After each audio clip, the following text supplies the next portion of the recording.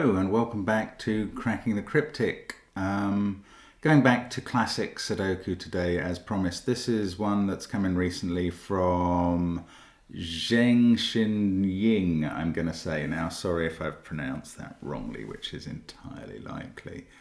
And Zheng Xin says that this has been bothering him for a while. He's got a certain amount of the way through it, quite a long way through it, but can't finish it off with logic. And can we have a go? So going to have a look at it and see how we go. You can try the puzzle before watching me solve it, as usual, on the link below the video. Please do. Be interesting to know what you make of it as well, because often people solve these things in different ways. So just going to start by observing these nines. They feed very nicely, ruling out all those cells. So I'm going to put a 9 in there. That gives me a 9 over here. So there's quite a lot of 9s provided. I think we can finish off the 9s. There we go. That's nice. There's quite a lot of givens in the Sudoku generally. You wouldn't normally expect so many to give a tough puzzle. One's in there because they can't be in here in column 6. And, but 2 in column 6 has to be here. So that's good.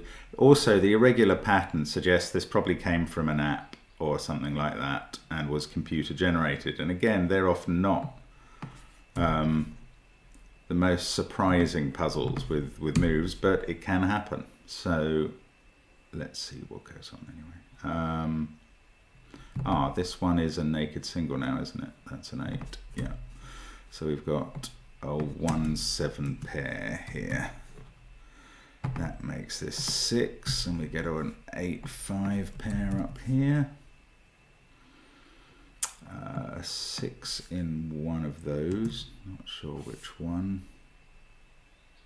Oh, that's 5, isn't it? Look at those useful 5s. The only 2 5s in the grid, but they're working together very helpfully. This must be 7. 3 and 8, disambiguated by that. 3. That's a naked single 4. Let's make that a 2-6 pair. 3 in this column must be here. That's good. Flying along in some ways here.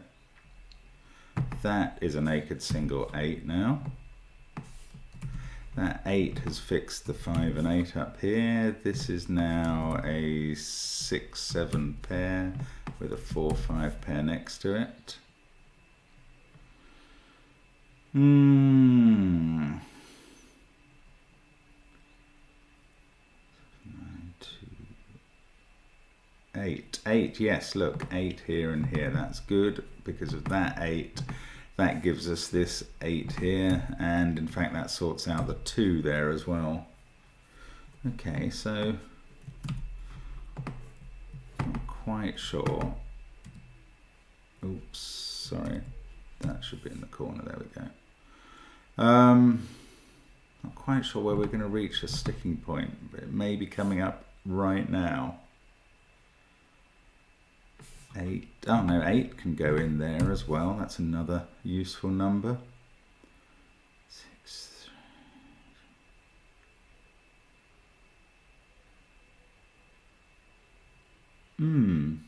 Okay, this is a bit of a sticking point, isn't it?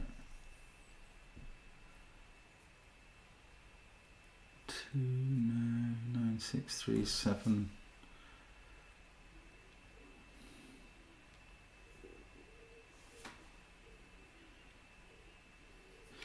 Oh, why? No.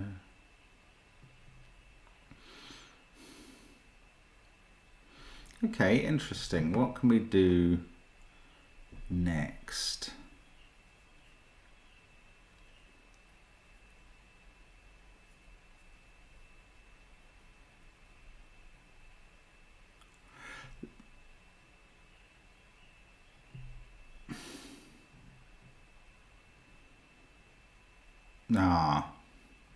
Yeah, look at this. This is weird.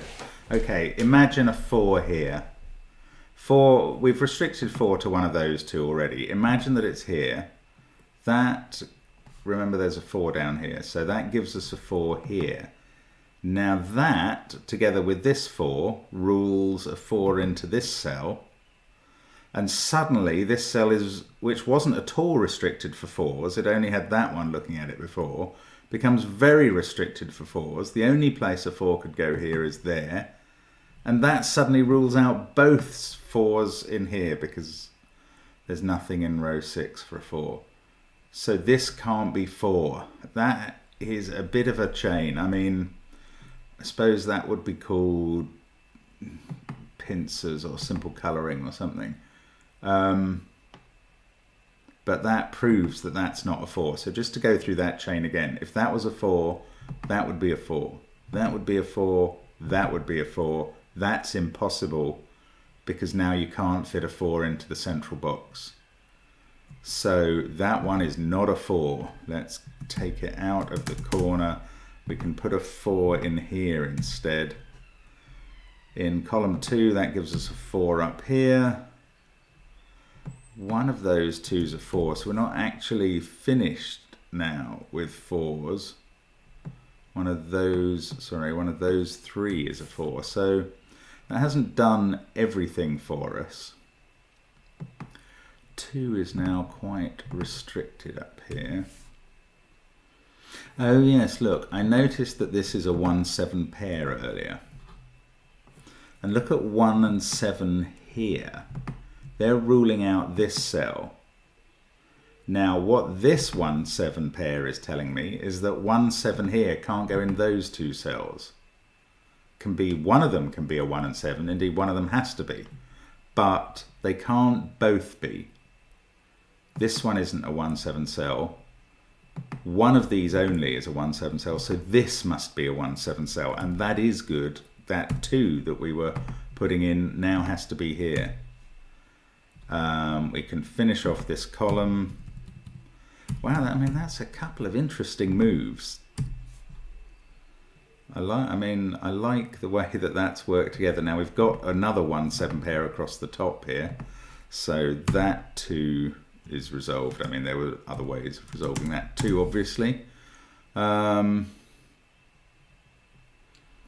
This is a 5 to finish off the row now. Not sure which of... Oh yeah, 5 must be in one of those cells. In fact, it must be in that one. There we go. We've got 1-7 pairs forming all over the place now. And given that 1-7 pair, this is now 8 and 4 up here. That's not a 4.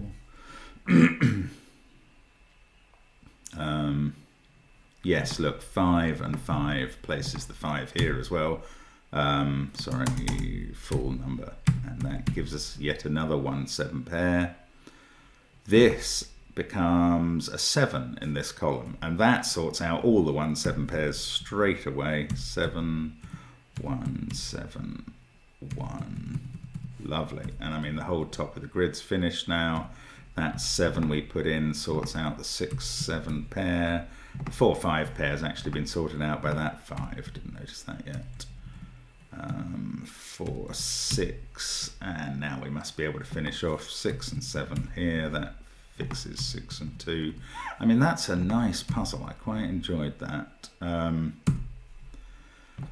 And interesting, I mean, an interesting couple of techniques. That first one of tracing the 4s around in cells that it became impossible for them to actually occupy.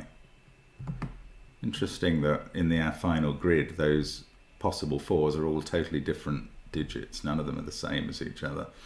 And then, I don't know if you had to do this, but the way I got through it was spotting that this couldn't be a 1 or 7, and that a 1-7 pair of candidates here ruled out those 2 from being 1-7. I mean, slightly convoluted in some ways, but very interesting puzzle. Thanks to Zheng for sending it in, and I hope you enjoyed watching the solution to that one. I'd be very interested to hear if you got through it a different way yourself. Maybe there was something different, something easier. Interesting puzzle. Thanks very much for watching. Do stay safe, and hope to see you again soon on Cracking the Cryptic. Bye for now.